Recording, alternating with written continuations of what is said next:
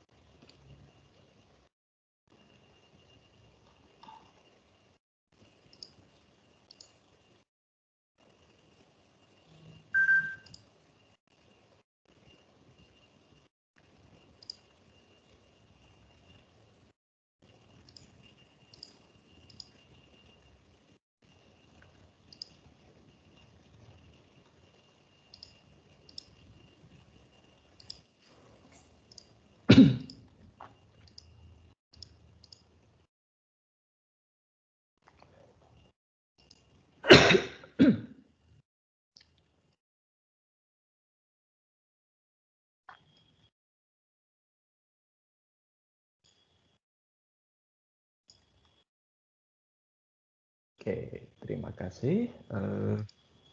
Mari kita segera mulai saja perkuliahan. Akan dimulai dengan presentasi basis data ya.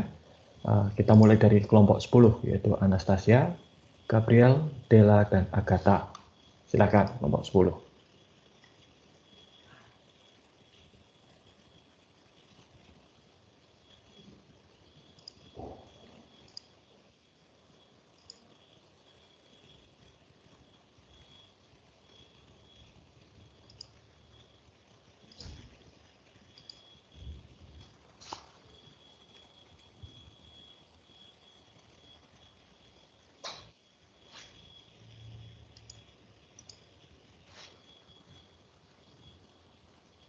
Apakah share screen-nya sudah terlihat, Pak? Sudah, silakan. Iya, jadi basis data yang kita buat dari tabel transaksi yang dimulai dari nomor resi sebagai primary key, nama pembeli, alamat, dan metode nama pembeli dan alamat sebagai atribut. Kemudian ke informasi pengiriman.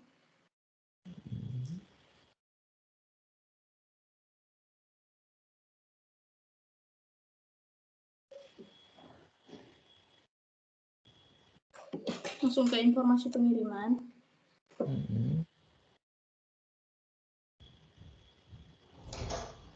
Belum keganti. Oh ya, informasi pengiriman dengan nomor invoice sebagai primary key, nama pembeli, ada nomor telepon, harga barang, nama barang sebagai atribut, Pak. Oke, ini informasi pengiriman ini kan mengirimkan barang ya? Iya, Pak. Oke, lah tabel transaksi itu untuk apa?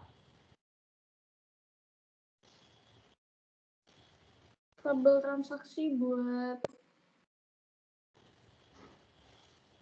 ini, Pak, menunjukkan metode pembayaran itu, Pak. Kok kurang pas menurut saya. Kalau tabel transaksi itu yang menunjukkan transaksi.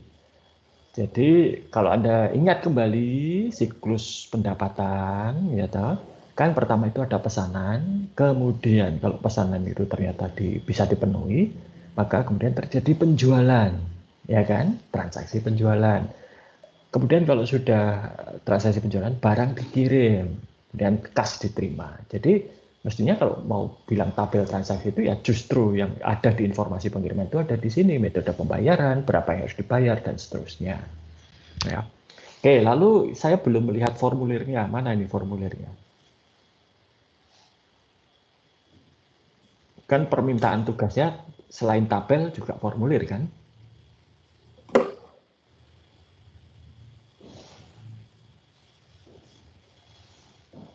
Nomor 10.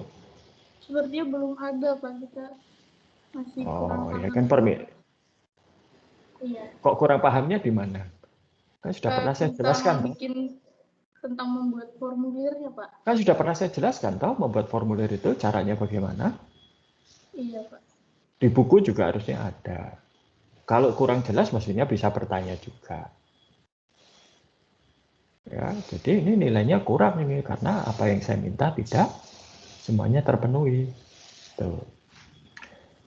Oke, kita lanjutkan sekarang ke kelompok 9. Prudencio, I Gusti Ngurah, Ketut, dan Bril Pascal. Silakan.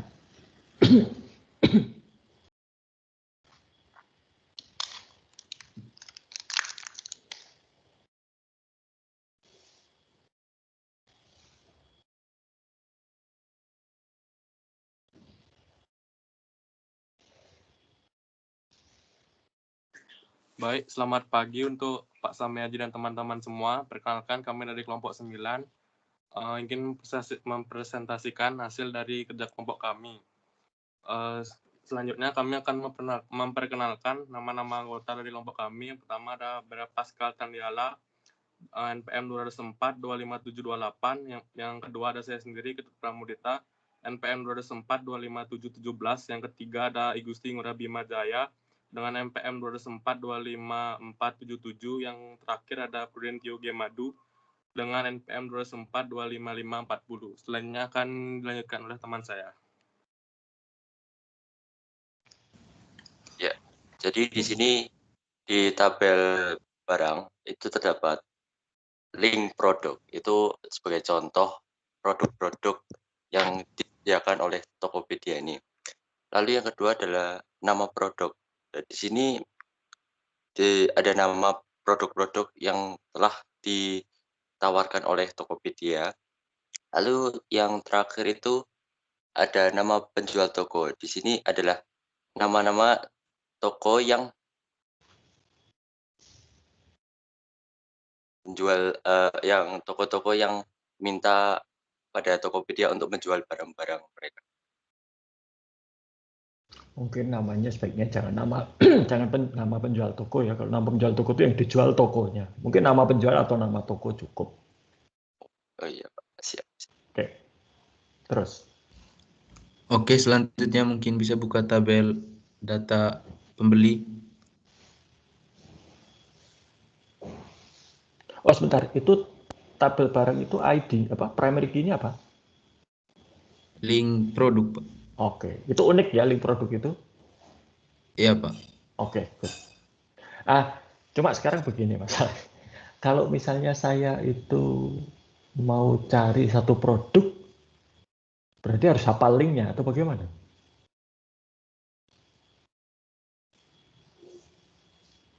Atau kalau misalnya tiba-tiba Tokopedia mengganti cara mereka menata websitenya, linknya ganti. Lalu bagaimana?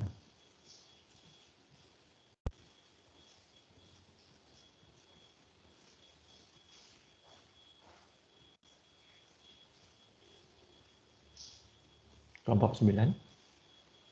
Nama link produk, Pak, terhubung dengan terhubung dengan produk yang dijual, Pak, sehingga lebih memudahkan Enggak, ketika begini loh. Misalnya, kalian kan punya NPM, lalu juga punya data. Jadi ID itu bukan hanya sekedar unik, tapi dia harus mudah diingat dan mudah untuk diidentifikasi. Itu. Lalu kalau pakai link, Tokopedia itu sering sekali mengubah sistemnya, sehingga linknya itu bisa berubah sewaktu-waktu. ya, Gitu Pak. loh. Ya, jadi nanti baik kalau untuk produk itu diberi kode produk. Itu umum, itu berlaku di mana-mana. Iya, Pak. Oke, ya sudah, terus. Berarti link produk nih, Pak, kepanjangan mungkin. Terlalu rumit untuk menjadi itu unik iya. mungkin ya, tapi dia bisa berubah setiap saat ya, dan padahal yang namanya ID itu nggak boleh berubah-ubah ya kan. Oh iya, Pak. Oke ya, terus silakan.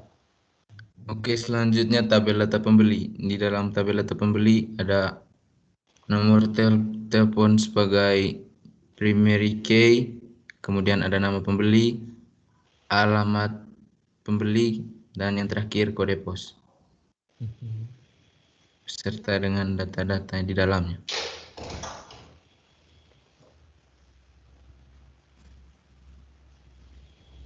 Oke, terus.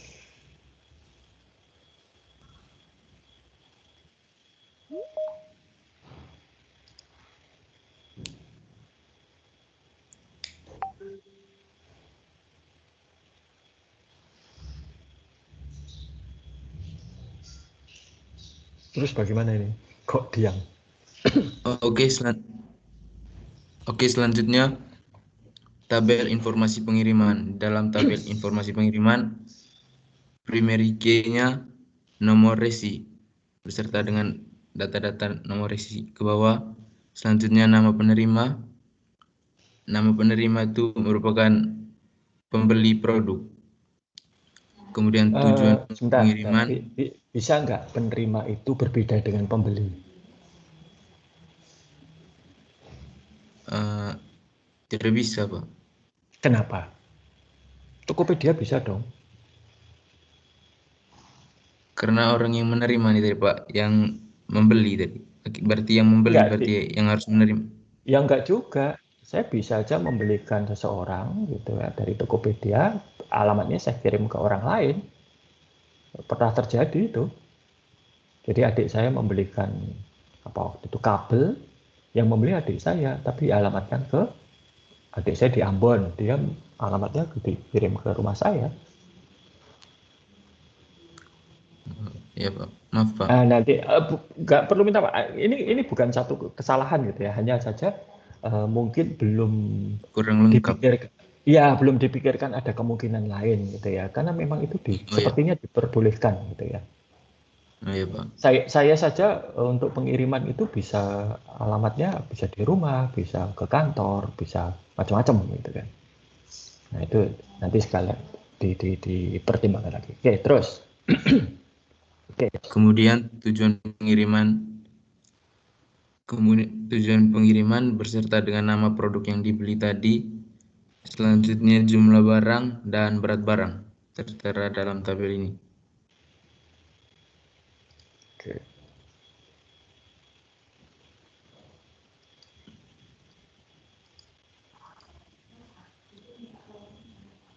Kemudian setelah berat barang, ada jasa pengiriman, jasa yang digunakan untuk mengirim barang beserta alamat tadi. Oke, terus. Oke, tabel selanjutnya. Pada tabel transaksi, nomor invoice merupakan primary key-nya. Kemudian ada penjual. Kembali lagi ke tabel transaksi.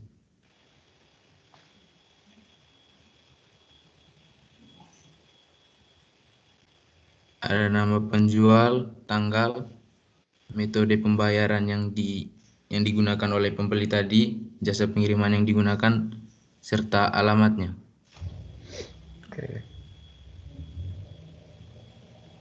Oke, formulir.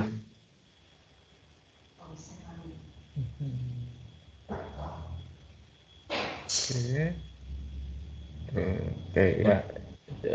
Nggak usah dijelaskan, saya udah tunjukkan saja. Oh iya, Pak. Oke, baik. Terus. Ya, bagus. Terakhir. Ya, bagus. Baik, kelompok 9, terima kasih atas presentasinya. Berikutnya kelompok 8, Gusti Agung, Amelia Chris, Evelyn Pesia, dan Aurelia Angela. Silakan.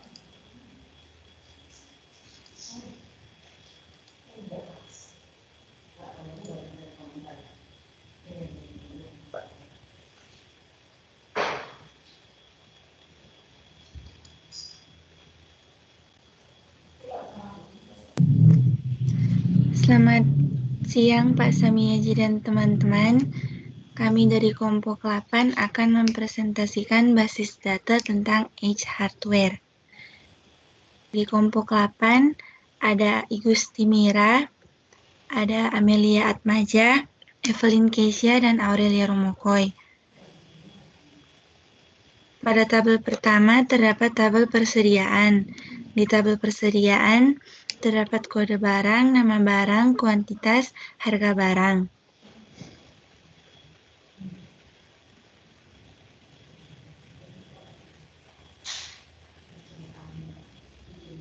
Dan tabel berikutnya ada tabel pembelian, yang dimana ada kode barang, nama pembeli, alamat, nomor telepon, barang yang dibeli, jumlah barang, harga barang, dan total pembelian.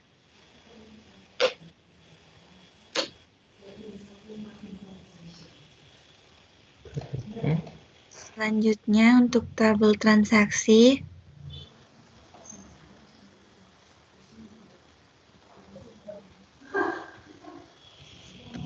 Oke. tunggu Pak. Oke. Di tabel transaksi terdapat metode pembayaran dan ID. Oke. Tabel berikutnya, tabel pengiriman, yang dimana ada ID, jasa pengiriman, dan nomor resi. Dan yang terakhir merupakan form dari tabel pembelian. Oke. Coba dilihat form. Oke. Formnya hanya satu ya? Iya Pak. Oke, Oh tidak, ada 25. Enggak. Jumlah formulirnya hanya satu kan? Oh iya Pak. Tabel yang lain tidak dibuatkan form. Atau bagaimana?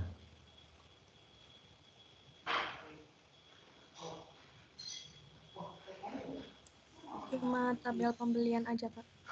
Oh, oke. Lah kalau akan menambahkan data ke pengiriman, persediaan. Oh, ini langsung dari satu form ke semua tabel atau bagaimana? Iya, Pak. Itu kayak jadi satu gitu, Pak. Jadi kita bisa Oh, lihat ya. satu form aja. Oh, oke. Ya. Baik. Terima kasih kelompok 8. Baik. Oke, berikutnya kelompok 7, Johan Krisna, Ageng Giwang, Serina Salsabila, dan Erin Deborah. Silakan.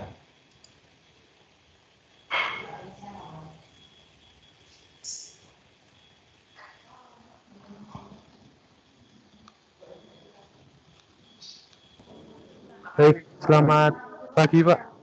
Ya, selamat Apa pagi. bisa dilihat Pak? Bisa, silakan. Oke, akan saya mulai dari kelompok 7. Jadi yang pertama dalam tabel admin dengan primary key ID admin. Lalu ada nama admin dan pas admin. Yang Itu kedua, sorry, sebentar. Yang ya, Pak. admin itu, admin coba yang admin. Ya. Itu password ya? Iya Pak. Ya, saya tidak menyalahkan karena mungkin belum tahu. Tetapi begini, kalau password itu sebaiknya tidak disimpan dalam bentuk seperti ini. Kalau disimpan dalam bentuk seperti ini, ada orang yang membobol sistem kalian, itu bisa melihat passwordnya. Kebanyakan password itu istilahnya dienkripsi, jadi tidak akan, meskipun dia bisa membuka database ini, ya itu tidak akan bisa melihat passwordnya apa karena diacak gitu. Oh baik Pak. Ya contohnya ya Tokopedia itu ketika awal pandemi itu kan ada kabar bahwa Tokopedia itu database-nya dibobol, tetapi si hackernya itu ternyata tidak bisa membaca isinya apa, karena apa? Diacak oleh Tokopedia. Ya. Oke ya sudah terus. Baik Pak, saya lanjutkan Pak. Sekarang yang bagian penjualan dengan primary key ID bagian penjualan, lalu nama bagian penjualan. Yang ketiga, tabel barang dengan primary key ID barang, lalu ada nomor barang, jenis barang, dan harga barang. Sebentar, itu ID barang dan nomor barang bedanya apa?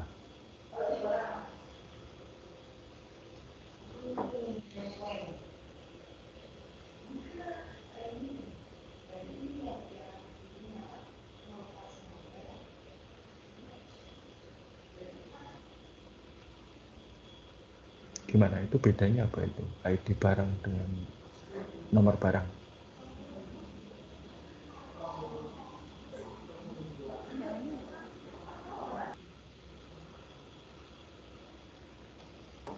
Jadi kalau ID barang itu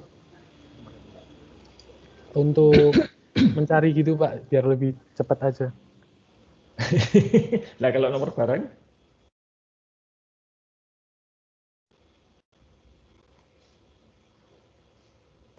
Kalau nomor barang itu nomor serinya Pak.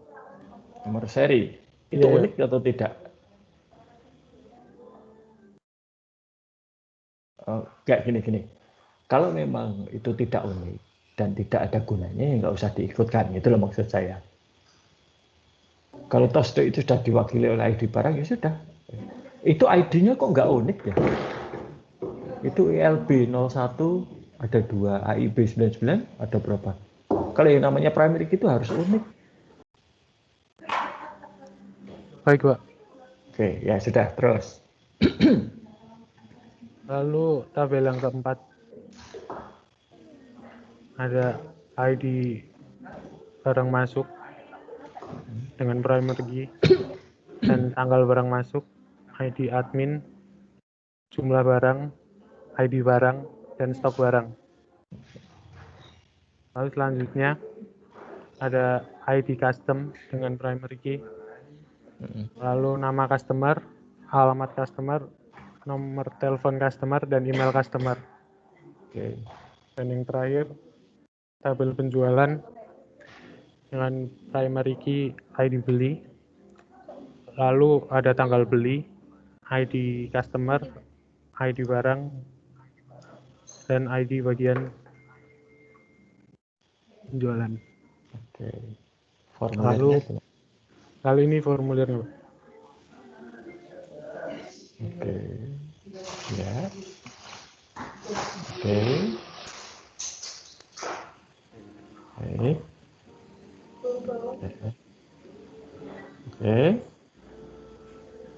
Oke. Begitu, Pak. Oke, terima kasih kelompok. Jadi itu nanti ya, tolong dipikirkan, satu ID itu harus unik, kedua password ya jangan ditampilkan seperti itu. Ya bukan jangan sih, tapi Baik, sebaiknya tidak diambil seperti itu. Oke? Ya, terima kasih kelompok 7. Ya, terima kasih, Pak. Silakan kelompok 6, Christina Sonia, Belda Beatrice, dan Angela Patricia.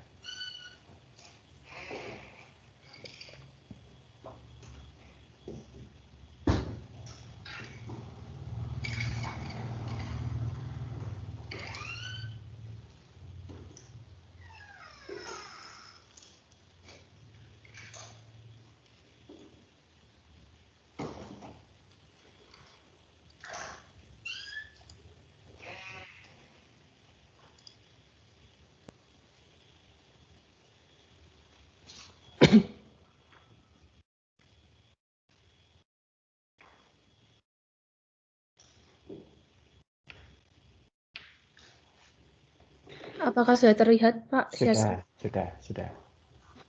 Selamat pagi semua, saya Christina Sumiajanto. Ingin mempresentasikan tabel basis data dari kelompok 6. Yang pertama ada tabel konsumen dengan primary key ID konsumen. Lalu ada nama konsumen, alamat, email konsumen, dan nomor HP konsumen. Lalu selanjutnya ada tabel order dengan primary key itu ID konsumen. Lalu ada nama konsumen, lokasi konsumen, alamat tujuan, lalu ada metode pembayaran, data transaksi, email konsumen, sama nomor HP konsumen. Nah, tadi ID-nya apa untuk tabel order ini? ID konsumen itu primary key-nya, Pak. Nah, kalau itu satu konsumen dia hanya bisa beli satu kali kalau caranya seperti itu, karena harus unik kan? Iya. Oke, jadi nanti perlu dipikirkan ID lain untuk order. Ya. Jadi skenario-nya itu harus dipikirkan apakah seorang konsumen itu bisa memesan seorang konsumen itu memesan berapa kali dalam sehari misalnya. Kalau ternyata hanya sehari sekali, oh berarti mungkin ID konsumen dan tanggal order bisa menjadi dua primary key yang unik. Tapi kalau dia bisa berkali-kali pesan dalam sehari, nah itu berarti mungkin harus dipikirkan order ID yang lain. Iya, Pak. Oke, terus. Lalu ada tabel driver. Dengan primary key-nya itu ID driver. Lalu setelah itu nama driver, nomor HP driver, foto driver, lalu jenis kendaraan driver, dan plat kendaraan driver. Oke. Lalu setelah itu ada tabel admin.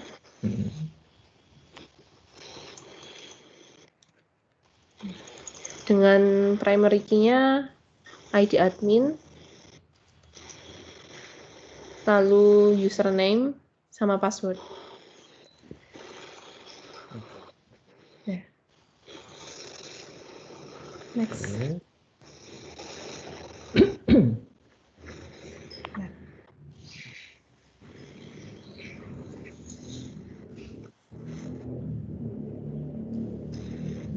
Oke. Oh, ini formulirnya ya. Dari tabel konsumen. Gini, kalau formulir jangan diberi nama tabel, tapi mungkin formulir ditambahi kata-kata formulir supaya tidak bingung dengan tabel. Ya. Oke, ya. Oke, ini kan ini jadi ada tabel konsumen 2 kan tabnya itu, ya toh? Iya. Oke, ya sudah, nggak apa-apa. Tapi jadi nanti ditambahi saja namanya. Ya. Oke, terima kasih kelompok 6 ya. Oke, sekarang silakan kelompok 5, Sabinus Verlindo, Adrianus Dimas, Raden Hanif, dan Jody Watno.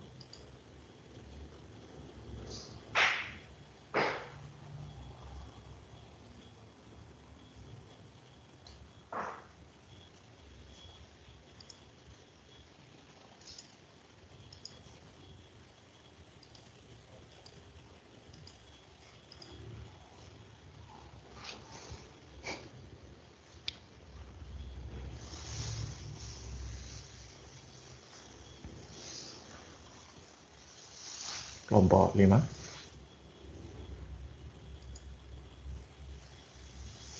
Sabinus Verlindo, Adrianus Dimas, Raden Hanif, dan Jody Watno.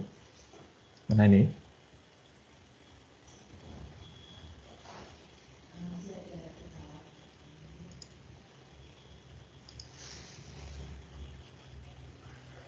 Nggak ada ya?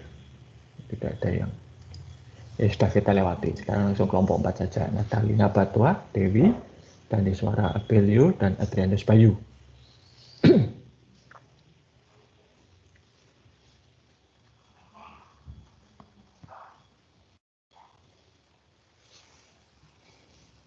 Ya, sudah kelihatan.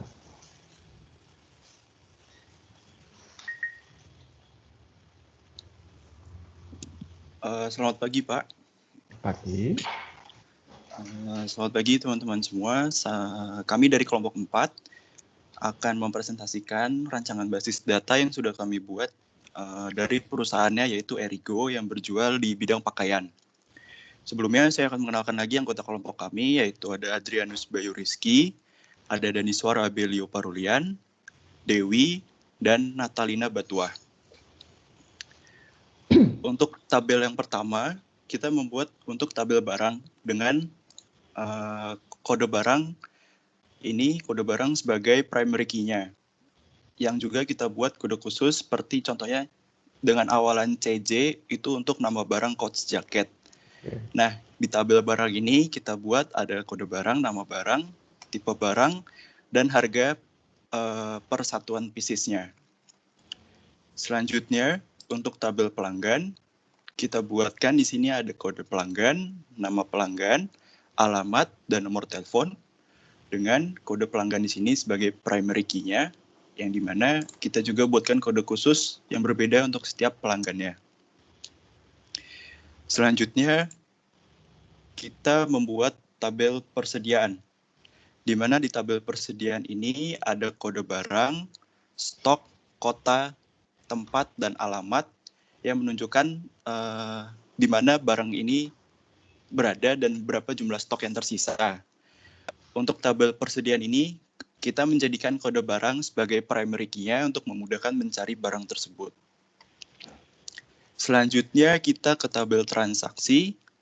Di sini kita buatkan nomor faktur sebagai primary key di sini untuk memudahkan kita dalam melacak dari transaksi yang telah kita lakukan terhadap pelanggan kita.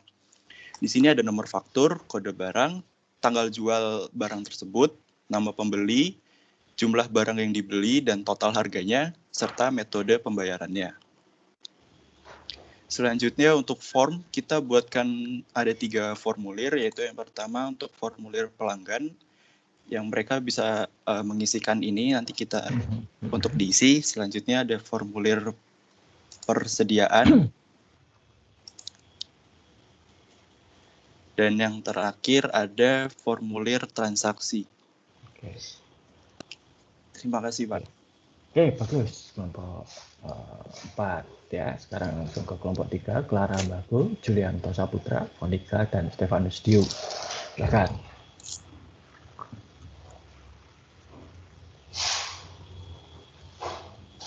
Ya, sudah kelihatan. Sudah ya, Pak? Sudah.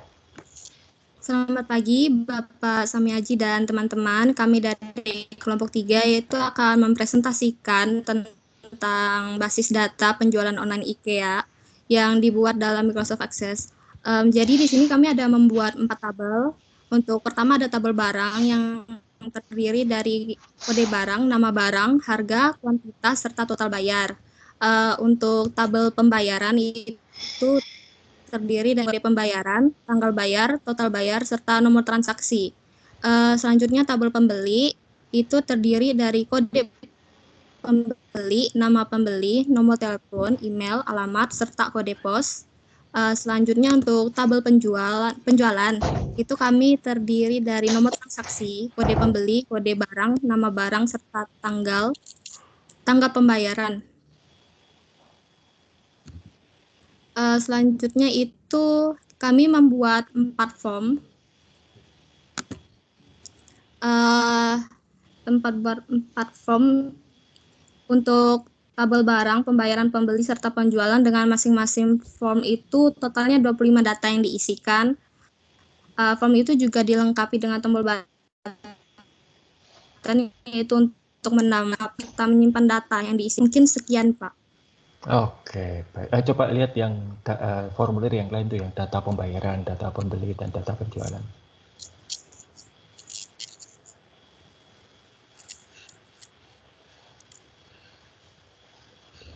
Ini bagus ya, sudah ada tombol simpan, hapus, dan baru, meskipun mungkin ya dengan yang di bawah itu sebetulnya bisa, tapi ini baiklah diberikan. Oke, terima kasih kelompok 3. Silakan kelompok 2, Maria Delsia, Emiliana Elizabeth, Sabta Opa, sama-sama Onik Octavia.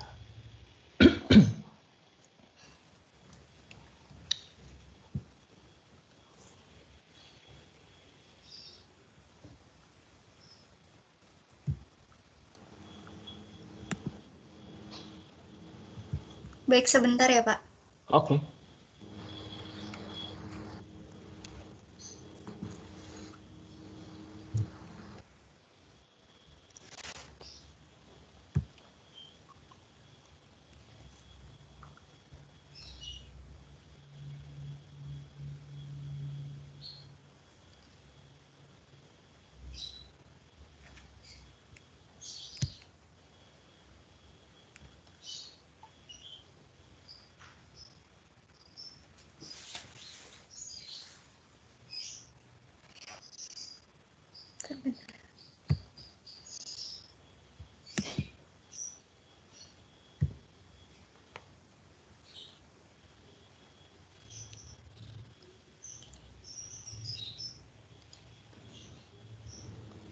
Baik, selamat pagi Pak Samiaji dan teman-teman. Perkenalkan kami dari kelompok 2. Nama saya Oni Octavia, NPM 2004-25866.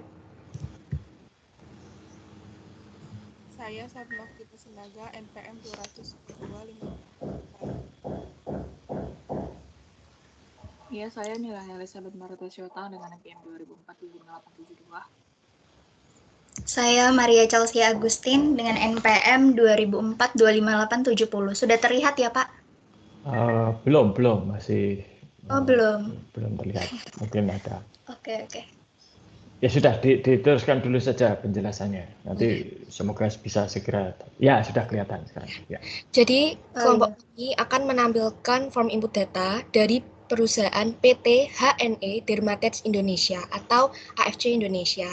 Jadi di perusahaan ini produknya hanya 2, Pak, produk kesehatan. Jadi produknya hanya ada Utsukushi dan Subarasi. Nah, saya akan menjelaskan mengenai tabel pelanggan dulu. Jadi, di tabel pelanggan ini, ID pelanggan bertindak sebagai primary key, lalu ada nama pelanggan, nomor telepon, email, alamat tujuan, dan kode pos. Saya akan menampilkan formulirnya ya, Pak. Oke. Nah, jadi ini adalah formulirnya ya. Jadi kita isi dulu yang diperlukan apa aja, lalu tekan enter, akan sudah ter-record ke dalam tabel pelanggan tadi. Seperti itu, Pak. Selanjutnya akan dijelaskan oleh teman saya.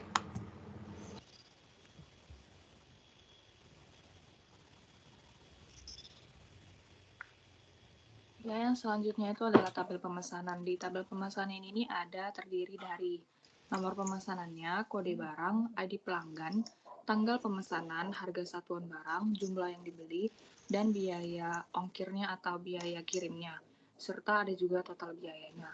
Untuk formulir pemesanannya bisa dibuka dulu. Nah, untuk formulir pemesanannya seperti ini, Pak. Ada nomor pemesanan dan lain sebagainya sama seperti yang ada di tabel pemesanan. Untuk biaya kirimnya itu sudah kami tentukan, Pak. Untuk misalnya untuk ke Surabaya untuk ke Surabaya 25.000, untuk ke Medan 45.000, untuk ke Jambi 55.000 dan lain sebagainya. Gitu, Pak. Oke, terima kasih. Selanjutnya akan dipresentasikan oleh teman saya. Baik, Pak. Selanjutnya ada tabel persediaan. Tabel persediaan ini terdiri dari kode barang, nama barang, cost per unit, harga jual barang, dan stok barang. Selanjutnya untuk formnya. Ya, jadi formnya seperti ini, Pak. Dan nama barangnya itu ada 2. Yang pertama Soap Subarasi dan juga Utsugushi, Pak. Selanjutnya akan dijelaskan oleh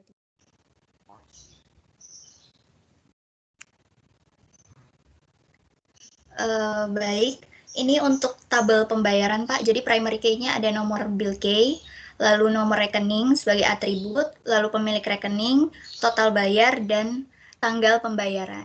Untuk formnya berikut, Pak. Sekian, Pak, hasil presentasi kami. Baik, terima kasih kelompok 2 yang terakhir. Ada kelompok 1, Sola Gracia, Bimo Karisma, Ita Intania, dan Erika Sunjaya. Silakan.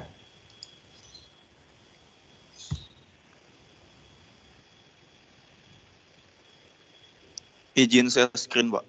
Silakan.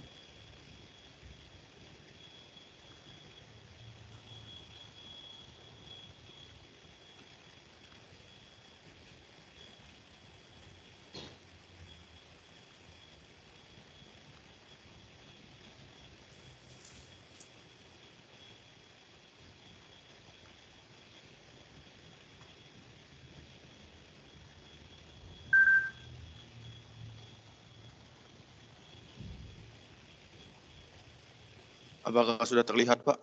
Belum, sebentar. Ya, sudah sekarang. Ya, baik. Selamat pagi Pak Sami Haji dan teman-teman. Kami dari kelompok 1, yaitu saya sendiri, Bimo Karisma Kevin, kemudian ada Erika Sunjaya, ada Francisca Gita, dan ada Sola Grace. Nah, kami di sini ingin mempresentasikan hasil kerja kelompok kami. Database yang kami buat yaitu tentang Traveloka. Di sini kami menyeleksi kembali sehingga menjadi satu bagian.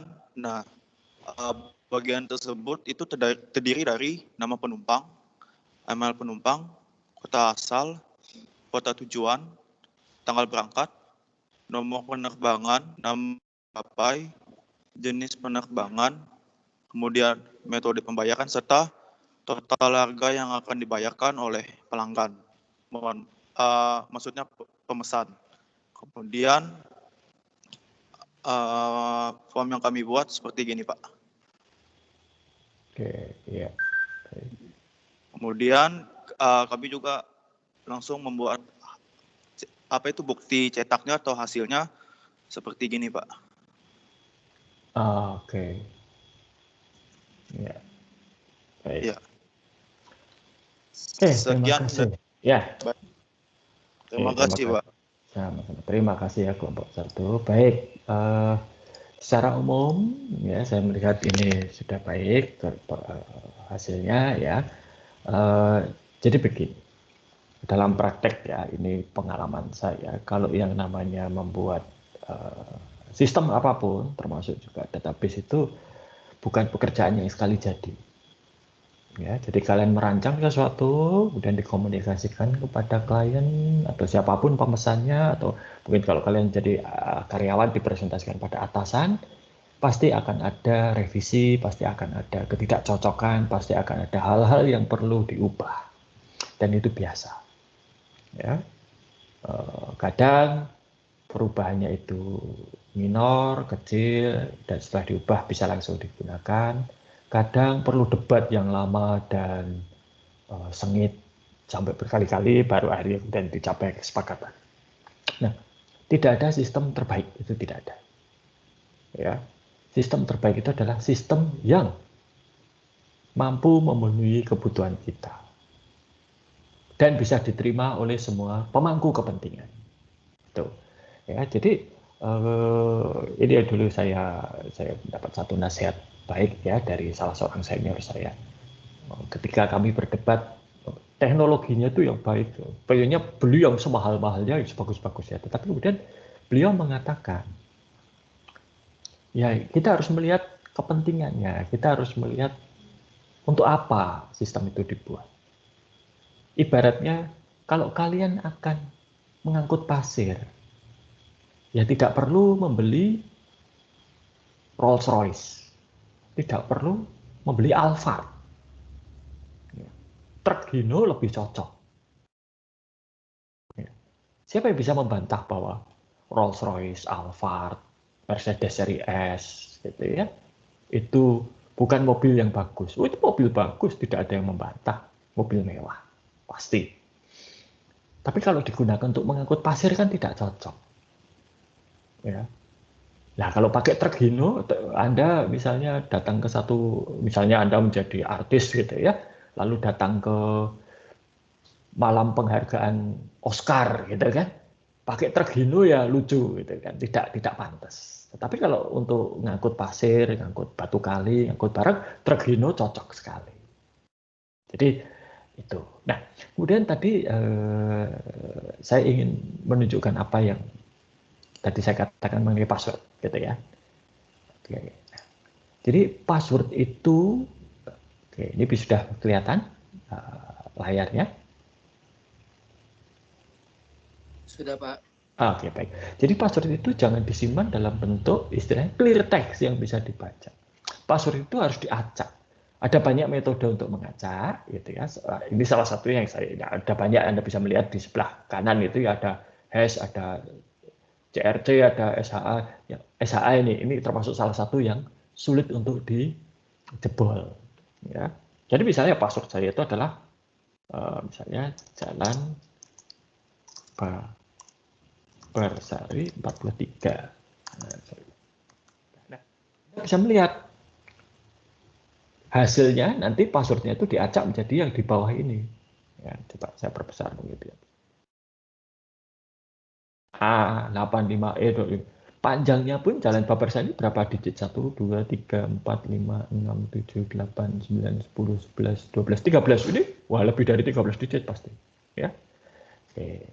Nah, biasanya ketika saya dulu saya itu pernah menjadi project manager photographer.net. Photographer.net itu pada masa jayanya itu adalah situs sosial media yang terkait dengan fotografi terbesar di Asia Tenggara. Anggotanya hampir 500.000.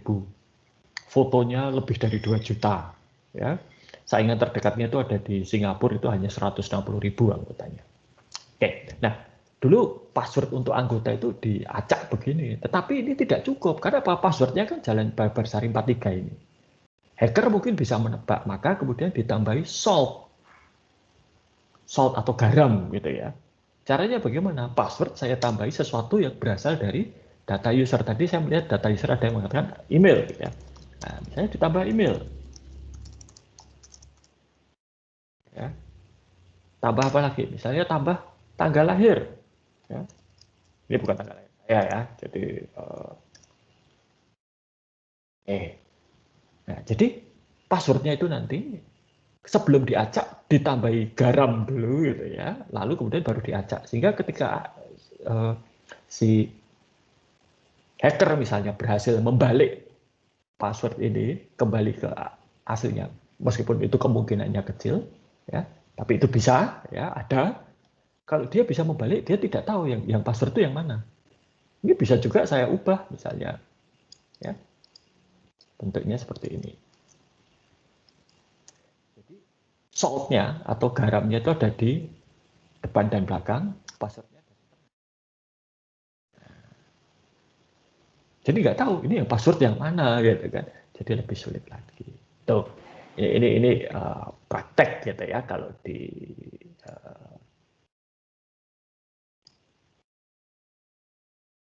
pembuatan aplikasi yang sesuai atau. Jadi itulah mengapa ya password dan informasi-informasi penting itu biasanya dienkripsi atau diacak supaya tidak mudah dibaca. Karena apa? Begitu satu sistem itu online bisa diakses melalui internet, itu kemungkinan bobolnya cukup besar. Ya. Segala sesuatu yang terhubung ke internet itu bahaya selalu mengintai. Dulu saya pernah zaman tahun berapa ya? 2007 lah. Saya tuh dapat pinjaman server dari fakultas untuk ngajar, ya.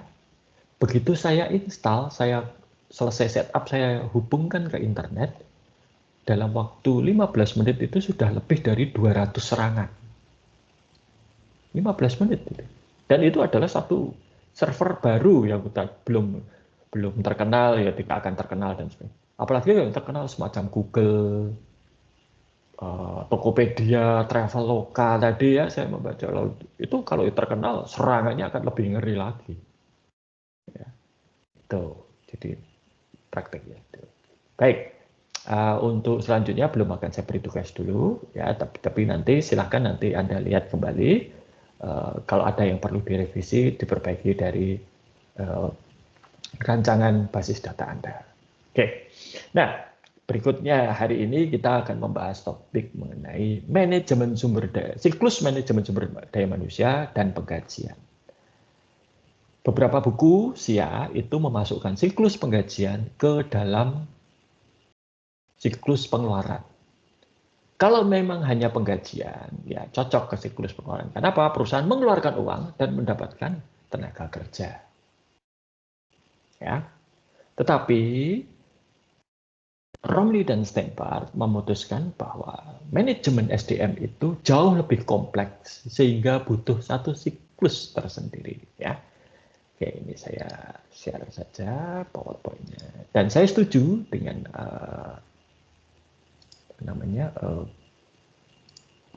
apa yang dipilih oleh Romley dan Steinbart bahwa SDM itu satu siklus tersendiri, manajemen SDM ya, bukan hanya sekedar gaji. Jadi siklus manajemen sumber daya manusia dan penggajian ini terkait dengan mengelola tenaga kerja secara efektif. Nah, ini sudah satu masalah tersendiri. Ya. Yang namanya manajemen SDM itu terdiri dari dua hal sebetulnya. Satu itu secara administratif. Ya, nanti kita lihat ya administratif itu apa. Yang kedua itu adalah pada pengembangan potensi karyawan.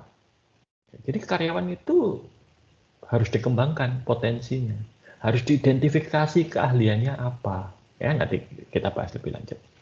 Nah, inilah aktivitas-aktivitas di dalam siklus SDM. Pertama, merekrut karyawan baru. Ini merekrut karyawan baru ini sangat-sangat tidak mudah. Ya. Banyak hal yang harus dipertimbangkan. Dan perlu diperhatikan, salah di dalam rekrutmen itu dampaknya cukup parah. Ya. Bisa menghancurkan organisasi.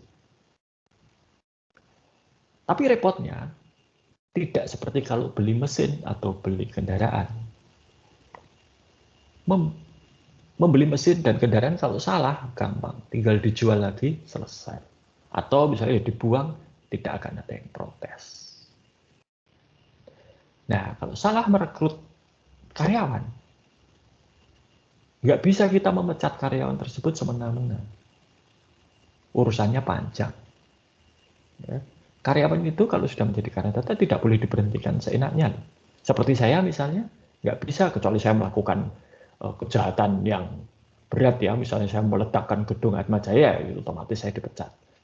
Tapi kalau saya itu misalnya sering bolos, tidak ngajar gitu ya, itu nggak bisa langsung dipecat. Itu harus diberi surat peringatan. Surat peringatan pun ada 1, 2, dan 3. Nah, itu pun tidak bisa langsung serta-merta diberikan. Surat peringatan 1 diberikan, itu kemudian harus ada masa pembinaan. Dan harus ada bukti bahwa atasan si karyawan ini melakukan pembinaan. Ya. Nanti baru kemudian surat peringatan 2, peringatan 3, setelah itu baru dipecat. Ya, itu. Ya, jadi harus hati-hati sekali. Kemudian permasalahan berikutnya adalah karyawan ini yang pas, yang seperti apa toh? Yang tepat itu seperti apa? Ya. Anda kalau lulus nanti, ya, ini nasihat yang selalu saya berikan pada mahasiswa bimbingan akademis saya, terutama mahasiswa baru. Ya. Itu apa? Kalau mau pilih, saya itu juga sering diminta untuk memberikan masukan kepada memberikan pengarahan pada siswa-siswa SMA yang akan lulus gitu ya di dalam memilih jurusan. Kalau saya selalu kan mengatakan begini, kalau pilih kuliah itu pilihlah yang kalian suka, istilah kerennya mungkin punya passion di situ. Ya, kalau kalian suka, apapun alasan sukanya, ya itu kuliah itu menyenangkan. Kalau tidak suka, kuliah itu menyiksa. Bayangkan ya, 3-4 tahun tersiksa. Bayar lagi, gitu kan? Bisa dibayangkan. Sudah bayar kok tersiksa. Kalau bayar tuh ya jangan sampai tersiksa. Bayar tuh ya harus minimal kalau tidak bahagia ya menyenangkan, gitu kan? Ya. Dan ini biasanya kalau tidak suka, tidak senang, tidak bahagia, itu terlihat pada indeks prestasi kumulatifnya. Banyak mahasiswa yang bimbingan, kalian sekarang kan ada bimbingan pra-KRS ya, banyak mahasiswa yang bimbingan pra-KRS ke saya lihat kok nilainya ancur-ancuran gitu kan. Dan saya tanya, niat kuliah enggak? Gitu. Ada yang biasanya lalu jawabannya tidak. Gitu kan. Ternyata mereka itu ada dulu satu mahasiswa itu yang IPK-nya 1, ya. Semester 2. Saya tanya, Mbak, niat kuliah enggak? Tidak, Pak. Saya itu tidak ingin masuk akuntansi. Pengennya apa? Pengennya masuk desain interior, tapi tidak diperbolehkan oleh orang tua. Lalu saya suruh pulang. Dah, pulang aja, diskusi dengan Bapak Ibu, minta pindah. Daripada kamu di sini tersiksa. Adik kandung saya itu dulu masuk ke UGM. Ya. Pada waktu itu dia satu-satunya dari kami, saya 3 bersaudara ya. Dia itu satu-satunya dari kami 3 bersaudara yang berhasil masuk PTN. Wah, ibu saya bangga sekali. Tapi dia tidak bahagia di jurusannya. Waktu itu jurusannya pemuliaan tanaman. IPK-nya ya di bawah 2, akhirnya dia setelah saya beri masukan, dia memberanikan diri minta pindah. Dia minta pindah ke Fakultas Psikologi. Di Fakultas Psikologi dia bagus, karena itu memang dia bidang yang dia sukai. Oke. Itu. Ya. Nah, tapi kalau bekerja, itu lain ceritanya. Bekerja itu sudah sering karena tuntutan hidup. Sudah ada tanggungan, sudah punya keluarga. Ada keluarga yang sakit, kita harus ikut membantu. Ayah, ibu sakit, harus membantu. Anak, istri, suami sakit, harus bayari. Tanggung jawab sebagai seorang manusia. Maka bisa jadi antara pekerjaan dengan latar belakang pendidikan itu tidak sama. Kalau nanti Anda lulus menjadi akuntan, bagus. Menjadi auditor, hebat. Menjadi manajer akuntansi suatu perusahaan, jempol. Tapi lapangan pekerjaan Anda itu bukan hanya bidang akuntansi. Ya. Oke, saya beritahukan cerita seorang adik kelas saya. Gitu ya. Dia adik kelas saya SMA, kemudian ketika kuliah, beliau di Atmajaya juga. Hanya kalau saya di akuntansi, beliau di teknik sipil. Lulus, ya. Kemudian lulus, dia diterima di 2 perusahaan, Astra dan Chevron kalau tidak salah. Tapi kemudian dia memilih Astra karena kalau Chevron itu dia harus tinggal di Riau ya, yang jauh dari peradaban. Maka dia memilih untuk di Astra di Jakarta. Di Astra itu dia menjalani yang namanya manajemen training. Ya. Di situ dia dilakukan assessment. Ternyata namanya Danang ya, Pak Danang ini dinilai cocok di bagian SDM, maka dia ditempatkan di bagian SDM ya, dan dilatih sampai dikirim ke Jerman. Dan memang dia hebat di situ. Sampai kemudian akhirnya dia dibajak oleh BII waktu itu. Sekarang jadi Maybank. Nah sekarang dia itu adalah salah satu Vice President BII. Padahal lulusan teknik sipil. Dulu Direktur SDM-nya Astra International, sekarang beliau sudah pensiun. Itu namanya Pak Sri Martono. Itu adalah lulusan ATMI, teknik mesin, gitu ya. Oke. Nah jadi macam-macam. Anda juga bisa lihat sekarang salah satu menterinya. Menteri di kabinetnya Pak Jokowi, Pak Budi, siapa itu Menteri Kesehatan, padahal beliau bukan dokter, gitu kan. Jadi memang bisa. Oke, jadi itu problemnya ya. IPK itu juga tidak menjamin. Saya pernah menjumpai lulusan salah satu program studi akuntansi terkenal di Yogyakarta, bukan Atmajaya ya. Akreditasinya A, IPK-nya hampir 4, membuat laporan keuangan saja tidak bisa. Padahal laporan keuangan UKM sederhana itu. Oke, nah kalau sudah direkrut, nanti kemudian ada pelatihan. Ya. Nah, kalau nanti kalian memutuskan bekerja untuk orang lain, bukan jadi pengusaha atau wirausaha, ya, jangan tergiur pada gaji saja. Ya, nanti gitu. Lihatlah trainingnya bagaimana. Ya, training itu biasa. Jadi banyak perusahaan itu yang menganggap lulusan S1 itu tidak siap kerja, maka perlu di training. Tidak siap kerja dalam artian begini. Kalian misalnya akuntansi ya, kalian diajari proses akuntansi yang benar itu seperti yang standar sesuai PSAK itu seperti apa. Oke. Nah, tapi nanti di perusahaan mungkin variannya akan banyak karena apa? Menyesuaikan dengan kondisi perusahaan. Substansinya itu sama, tetapi prakteknya mungkin beda-beda. Nama dokumennya mungkin beda, caranya beda, tetapi substansinya sama. Prosesnya masih sama kalau dilihat ya, hanya memang variannya berbeda-beda. Nah, maka training itu gunanya adalah untuk menyiapkan si karyawan baru ini, membiasakan diri mereka dengan suasana di perusahaan. Dan ini training ini bukan hanya masalah pekerjaan ya, tetapi juga hak dan kewajiban karyawan. Bagaimana tentang seragam misalnya, bagaimana hubungan dengan sesama karyawan, bagaimana komunikasi dengan atasan, dan seterusnya. Nah, setelah selesai training baru kita job assignment, penugasan. Seperti teman saya tadi, Pak Danang itu ditugaskan di bagian SDM, meskipun dia latar belakangnya teknik sipil. Nah, banyak perusahaan-perusahaan besar itu punya program namanya manajemen training. Manajemen training ini artinya Anda disiapkan untuk menjadi manajer. Nah, biasanya dalam masa manajemen training 1-2 tahun, job assignment-nya dipidah-pidah. Ya. Nah, kalau Anda mau menerima penugasan yang sulit-sulit, itu biasanya karirnya akan bagus. Contoh paling gampang itu lihatlah militer ya, atau kepolisian. Personel TNI atau Polri yang bersedia untuk ditugaskan di wilayah-wilayah yang tidak mudah, itu biasanya karirnya bagus. Ya. Sebentar ya, sebentar. Ada tamu sebentar.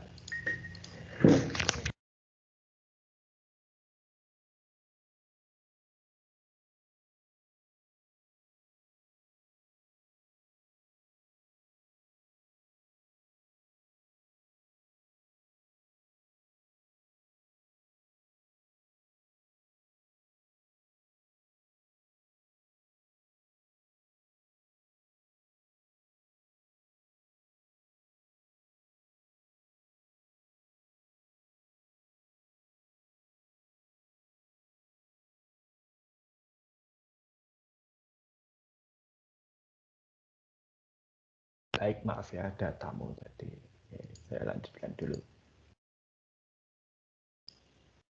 Jadi itu ya tadi job assignment. Oke, contohnya Pak Tito Karnavian, Kemendagri, Pak Mendagri ya, Pak Tito Karnavian. beliau dulu komandan Densus 88. Kemudian ditugaskan di berbagai tempat sampai kemudian dia ditugaskan menjadi Kapolda Papua. Di minggu pertama beliau jadi Kapolda Papua itu patroli sudah ditembaki oleh kelompok bersenjata. Dan beliau ditugaskan ke Jakarta menjadi Kapolda Metro Jaya. Dan sukses termasuk adanya bisa menangani dengan cepat bom Tamrin. Ya. Ketika peristiwa bom Tamrin itu ya tembak-menembak antara teroris dan kepolisian di daerah Tamrin itu, kebetulan saya sedang berada di sekitar situ. Ya, saya ada tugas di Jakarta, hotel saya itu tepat di, jadi dari hotel saya itu saya bisa melihat Sarinah gitu ya. Wah, ngeri juga waktu itu. Oke, tapi nah, beliau sukses di situ dan menjadi kepala Badan Penanggulangan Teroris dan kemudian akhirnya menjadi Kapolri termuda di dalam sejarah. Nah ini, kalau Anda bersedia menerima penugasan-penugasan yang sulit dan sukses, Anda karirnya akan bagus. Gitu ya. Oke, nah kalau sudah bekerja tentunya ada kompensasi. Kompensasi yang paling jelas kelihatan adalah gaji. Tetapi sekali tadi saya sudah mengatakan, kalau akan bekerja jangan tergiur hanya pada gaji saja. Ya. Lihatlah manfaat-manfaat lain yang diterima. Di Atmajaya ini, salah satu yang dulu menarik saya itu adalah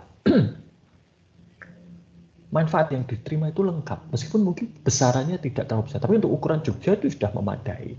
Ya, saya itu dapat gaji, dapat tunjangan keluarga, tunjangan kesehatan. Selain BPJS kesehatan dan ketenagakerjaan, Atmajaya itu juga membayari untuk asuransi swasta. Jadi double asuransi. Tidak hanya BPJS saja. Dapat dana pensiun. Kemudian juga mendapat kesempatan untuk studi lanjut dibayari Atmajaya. Nah, studi lanjut dibayari Atmajaya inilah yang dulu menarik saya menjadi dosen. Sebab saya pengen studi lanjut, ya tapi kalau disuruh bayar sendiri ya nggak kuat. Gitu kan. Maka jadi dosen. Lalu juga banyak kesempatan beasiswa itu peluangnya lebih terbuka untuk dosen. Maka saya jadi dosen. Ya. Nah, jadi dilihat. Lalu kompensasi itu juga bisa berupa bonus, insentif, gitu ya. Promosi, kenaikan pangkat. Ya. Perlu juga dilihat. Nanti kenaikan pangkat, karirnya bagaimana. Ya. Ada banyak lulusan fakultas kita itu yang bekerja untuk beberapa perusahaan besar. Tapi ternyata perusahaan besar itu adalah perusahaan keluarga. Karir mereka mentok, tidak bisa naik lagi. Karena apa? Ya, yang hanya di posisi atas itu adalah yang anggota keluarga. Dari pemilik. Maka kemudian mereka keluar.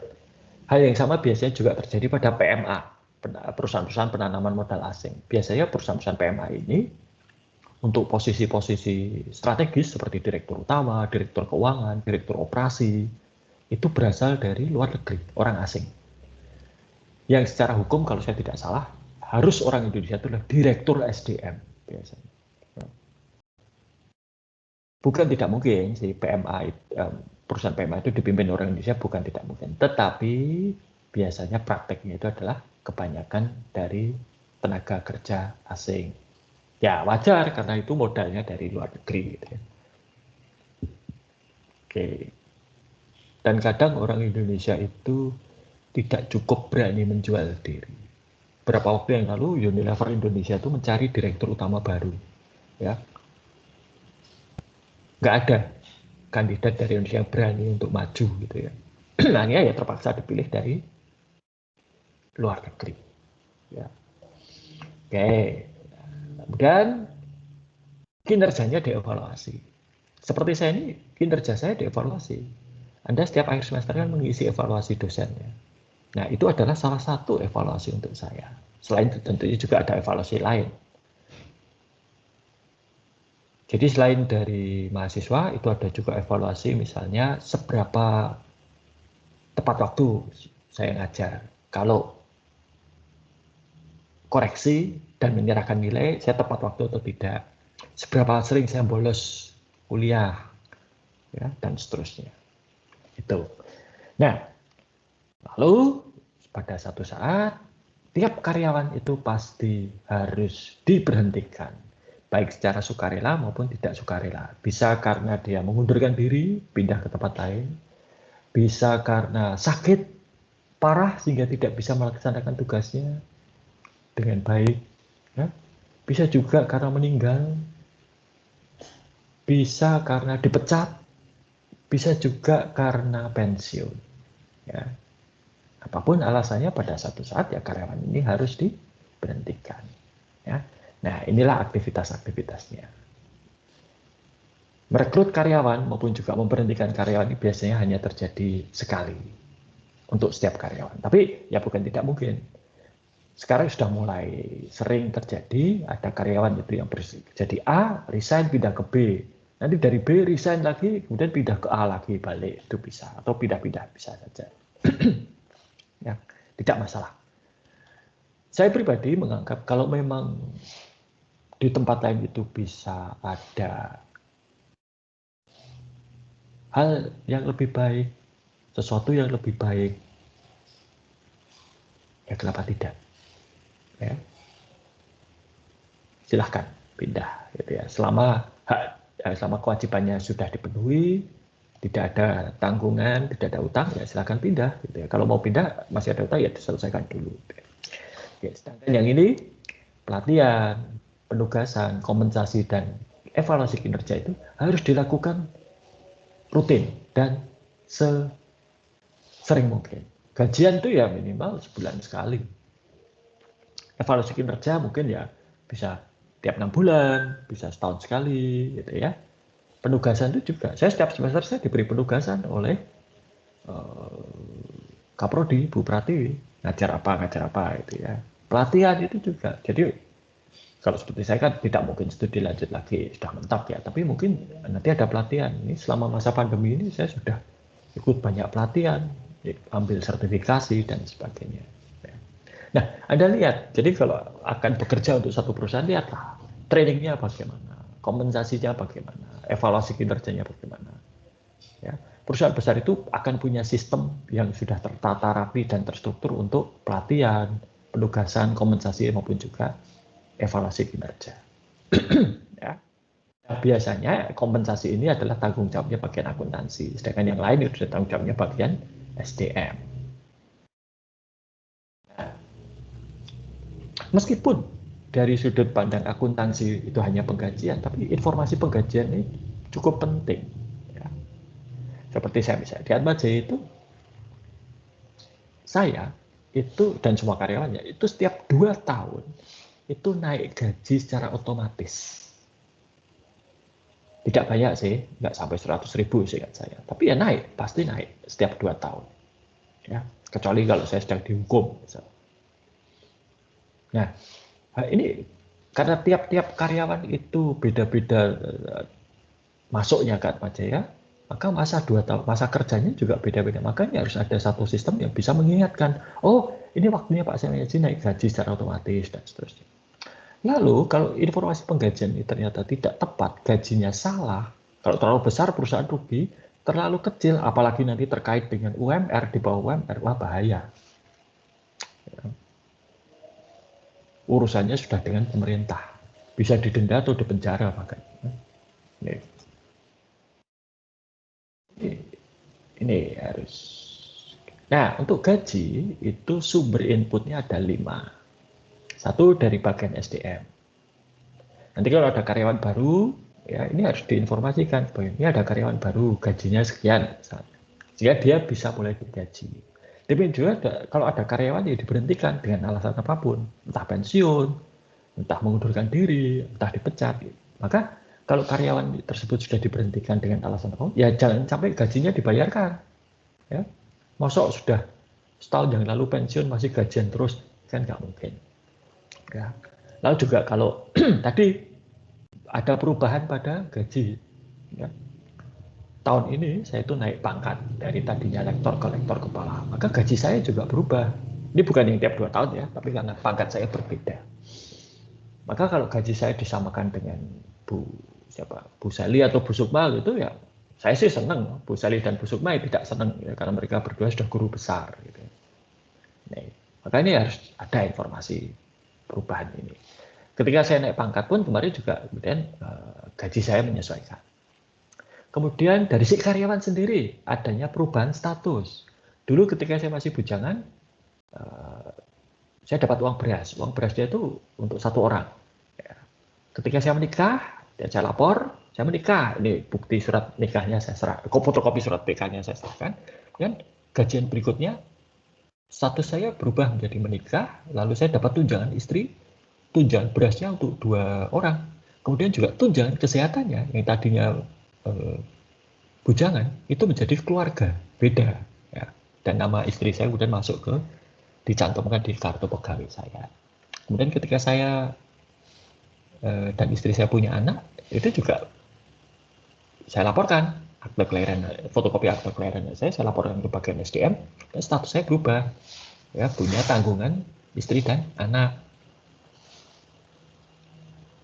Tunjangan anak ada, tunjangan beras menjadi untuk 3 orang, kemudian PTKP-nya juga berubah, penghasilan tidak kena pajaknya.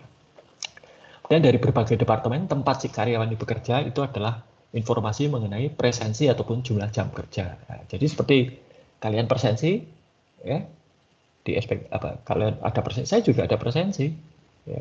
Dan itu dihitung setiap kali hadir itu ada uang transportnya, ada uang hadirnya atau apa ya istilahnya gitu ya. Kemudian dari badan pemerintah terkait misalnya dengan pajak, BPJS dan lain-lain, ya. Dan dari perusahaan asuransi, kalau misalnya ada asuransi kesehatan tambahan ya, atau asuransi lain, ya, seperti saya itu diasuransikan untuk kecelakaan, ya, asuransi kesehatan tadi sudah ya, asuransi jiwa, jadi lengkap gitu ya. Oke. Nah, output utama dari sistem penggajian itu adalah 1, tiap karyawan menerima gaji, saya menerima gaji secara rutin.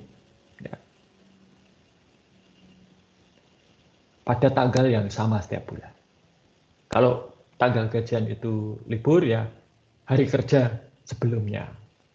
Kemudian kalau di Atmajaya itu sistemnya gaji ditransfer langsung ke rekening karyawan. Maka universitas harus mentransfer sejumlah uang dari dana universitas ke masing-masing karyawan. Ya. Lalu nanti pajak penghasilan dibayarkan karena dipungut oleh Atmajaya, dipotong dan distorkan oleh Atmajaya, terus distorkan. BPJS juga dibayar. Nah, nanti kalau kalian bekerja, ya harus waspada masalah mengenai BPJS ketenagakerjaan dan kesehatan. Ya. Dulu zaman dulu ketika BPJS ketenagakerjaan itu namanya masih Jamsostek. Saya ada seorang ya istilahnya paman saya itu ya, bekerja untuk satu perusahaan A kata kita. Dan perusahaan itu ikut BPJS ketenagakerjaan. Setiap bulan gaji paman saya itu dipotong untuk iuran BPJS ketenagakerjaan. Paman saya kemudian pindah ke perusahaan B. Nah, di perusahaan B ini dia kemudian ke Jamsostek waktu itu untuk ngurus supaya apa pindah, gitu ya, pindah perusahaan. Ternyata ketika Jamsostek itu dia diberitahu bahwa namanya tidak ada, data dia tidak ada. Nah, ternyata perusahaan A, perusahaan lamanya itu nakal. Jadi misalnya ada 100 karyawan yang didaftarkan ke BPJS ketenagakerjaan itu hanya 50. Yang 50 lainnya tidak didaftarkan. Padahal gajinya dipotong. Gajinya kemana ya nggak tahu gitu ya itu.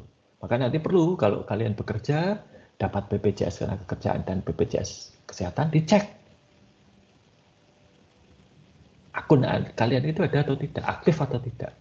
Saya tiap tahun itu dari BPJS ketenagakerjaan saya dapat laporan berapa jumlah gaji saya yang sudah dipotong dan distorkan oleh Atmajaya, lalu akumulasinya berapa. Ya. Itu nanti untuk hari tua saya kalau saya pensiun. BPJS Kesehatan juga saya cek selalu aktif karena dibayarkan oleh Atmajaya. Jadi tenaga kerja itu penting sekali, karyawan itu vital sekali, gitu ya. Nah, di banyak tempat gaji karyawan itu adalah satu komponen biaya terbesar. Atmajaya itu komponen besarnya adalah di gaji. Ya. Oke. Nah, sekarang saya ya dulu ini mau diskusi sebentar. Banyak tokoh-tokoh bisnis maupun juga dalam berbagai publikasi ataupun jargon-jargon bisnis itu mengatakan karyawan itu adalah aset paling berharga satu perusahaan. Pernah dengar ya? Oke, tapi kalau itu aset, posisi karyawan itu di laporan keuangan itu di mana? Coba Mas Adrianus Bayu Rizky Susilo, mana ini? Mas Adrianus Bayu Rizky Susilo? Iya, Pak. Oke, Mas Adrianus Bayu.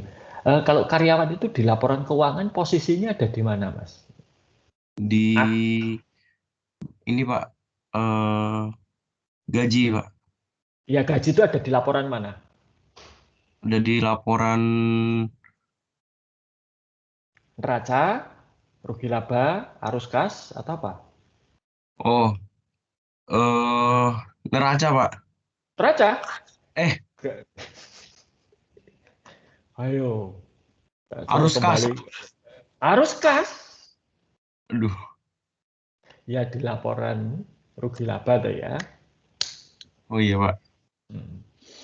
Jadi kalau Anda lihat ke laporan rugi laba, gaji karyawan itu terkait dengan beban gaji, ya enggak? Jadi karyawan itu adalah beban perusahaan. Omong kosong kalau mengatakan karyawan itu aset. Mana buktinya, gitu kan? Oh, kita jadi beban kok. Nah, tapi tanpa karyawan ya nggak ada perusahaan yang bisa maju. Ya toh? Nah, masalahnya sekarang, kalau karyawan itu akan menjadi aset, masuk ke dalam neraca, nilainya berapa?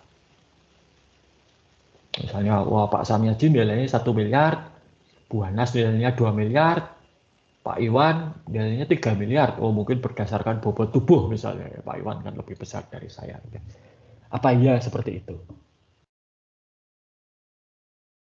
Apakah yang guru besar nilainya lebih besar daripada yang seperti Pak Wisnu misalnya yang barusan masuk, atau Pak Mario? Kan enggak juga. Ya, enggak terima saya kalau ada yang mengatakan, wah ini Pak Samyaji itu nilainya 5 miliar. Dasarnya apa? Nah, jadi memang problematikanya ada di situ kalau akan memasukkan karyawan itu sebagai aset. Nah, tapi pada prakteknya ada laporan keuangan yang mencantumkan karyawan itu sebagai aset. Tapi ini hanya terjadi di Uni Eropa dan hanya khusus untuk atlet olahraga profesional. Jadi kalau di Eropa itu ada banyak klub olahraga profesional, mereka kemudian merekrut atlet, pemain, ya, dan dikontrak. Jadi misalnya kebetulan saya penggemar sepak bola ya, misalnya Marcus Rashford itu direkrut, dikontrak oleh Manchester United, misalnya 100 juta pound sterling untuk 5 tahun. Nah, maka 100 juta pound sterling ini bisa masuk ke dalam aset kekayaan dari Manchester United. Nah, nanti 100 juta nilai kontrak ini akan diamortisasi selama masa kontrak. Ya, kalau 5 tahun berarti 5 tahun. Dulu Neymar dikontrak oleh Paris Saint-Germain, gitu ya. Nilai kontraknya ratusan juta, ya itu yang nanti akan dimasukkan. Tapi itu hanya berlaku untuk atlet dan berdasarkan nilai kontrak. Jadi bukan atletnya sebetulnya, tetapi kontraknya itu nilainya berapa, itu bisa. Nah, masalahnya kalau seperti Atma Jaya ini, saya itu bukan pegawai kontrak, saya itu pegawai tetap, gitu kan. Maka ya seumur hidup mungkin saya hanya akan jadi bebannya Atma Jaya di dalam laporan keuangan. Gitu. Tapi sulitnya ini untuk menghitung karyawan ini sebagai aset ini biar menjadi urusan orang-orang yang ahli di teori akuntansi ya. Saya dulu teori akuntansi saja hanya dapat C. Setelah saya ulang malah dapat D ya. Jadi saya tidak berhak untuk membahas ini. Oke. Tetapi kemudian sekarang banyak perusahaan yang kemudian menyadari bahwa SDM itu memang penting. Maka kemudian dalam laporan tahunan, selain mereka itu menyajikan laporan keuangan, mereka juga menyajikan laporan-laporan pelengkap. Salah satunya adalah mengenai komposisi SDM-nya. Banyak perusahaan, terutama yang berasal dari Amerika Serikat dan Eropa, Australia, yang negara-negara barat lah, itu mulai menunjukkan komposisi pria dan wanita. Ya. Seberapa imbang. Lalu juga mereka sering menunjukkan komposisi karyawan itu berasal dari latar belakang etnis apa? Apakah dia orang kulit putih, apakah dari Afrika, keturunan Asia, atau yang lain. Gitu ya. Itu juga ditunjukkan keberagaman, gitu, diversity, gitu ya. Dan kadang-kadang itu juga menjadi bumerang. Ada karyawan yang direkrut itu istilahnya dia direkrut hanya gara-gara kulit berwarna, atau dia direkrut karena wanita supaya untuk memenuhi kuota, gitu ya. Saya tidak begitu setuju terhadap kuota sebetulnya. Kuota baik secara etnis maupun kuota untuk jenis kelamin. Ya. Jadi misalnya seperti ada pendapat, oh anggota DPR itu sekian persen harus wanita. Wah itu menghina wanita kalau saya katakan. Karena seolah-olah wanita tidak bisa bersaing dengan pria, ya, dan harus diberi jatah khusus. Kalau saya enggak. Kalau saya ya kalau memilih itu jenis kelamin tutup mata, ya itu harus ditutup, informasi jenis kelamin tutup. Ya. Saya tidak peduli pria atau wanita, dilihat apa? Kapabilitas. Ya. Dia itu mampu atau tidak, bagus atau tidak. Ya. Kalau bagus ya nggak apa-apa. Wanita, pria, atau campuran misalnya gitu ya. Ya silakan. Saya nggak peduli. Mau keturunan Amerika, Eskimo, Eropa, Jawa, Sumatera, ya, terserah. Itu nggak relevan. Lagi pula siapa sih di sini tuh yang rasnya benar-benar murni? Nggak ada.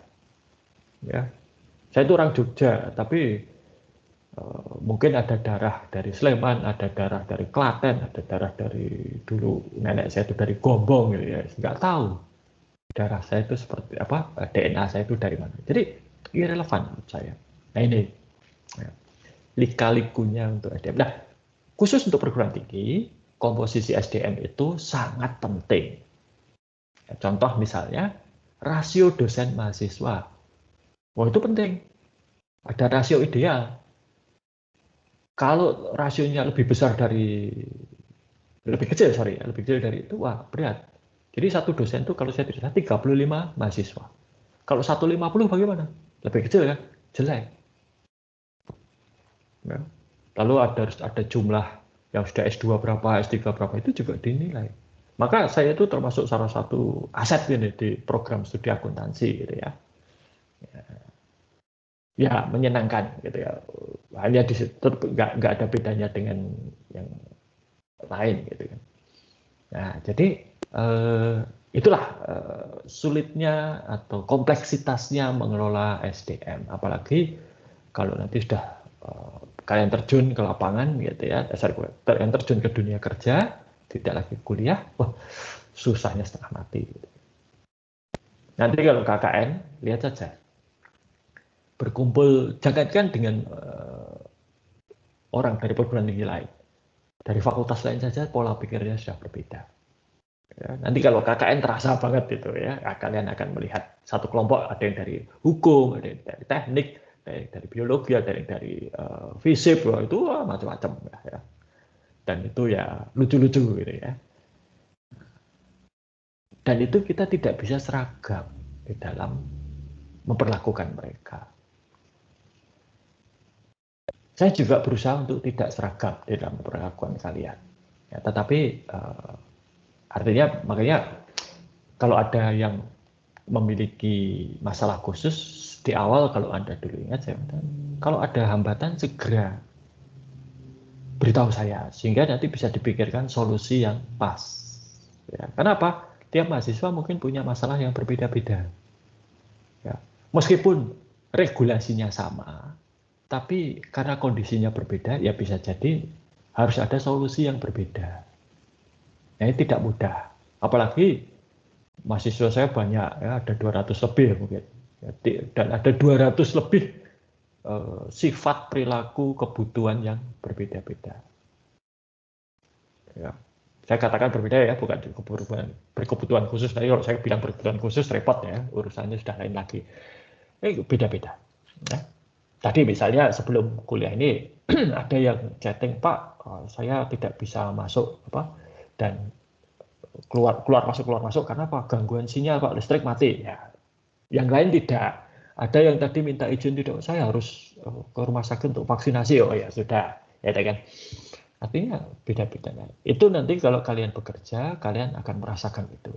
Baik sebagai wirausaha maupun juga sebagai karyawan. Ya. Baik, sampai di sini adakah pertanyaan? Nah, seperti saya katakan tadi, sambil menunggu kalau ada pertanyaan, ya, tidak ada tugas sementara ini. Silahkan nanti database kalian direvisi. Ya. Nanti mulai dari tugas pertama kemarin sampai nanti terakhir itu akan dikompilasi dan menjadi laporan akhir kalian, dan itulah yang akan menjadi ujian akhir semester. Jadi itu ujian akhir semesternya Anda tidak perlu ujian, cukup mengumpulkan laporan akhir, ya. Baik, kalau tidak ada pertanyaan, saya kira cukup sampai di sini, ya. Sampai jumpa minggu depan.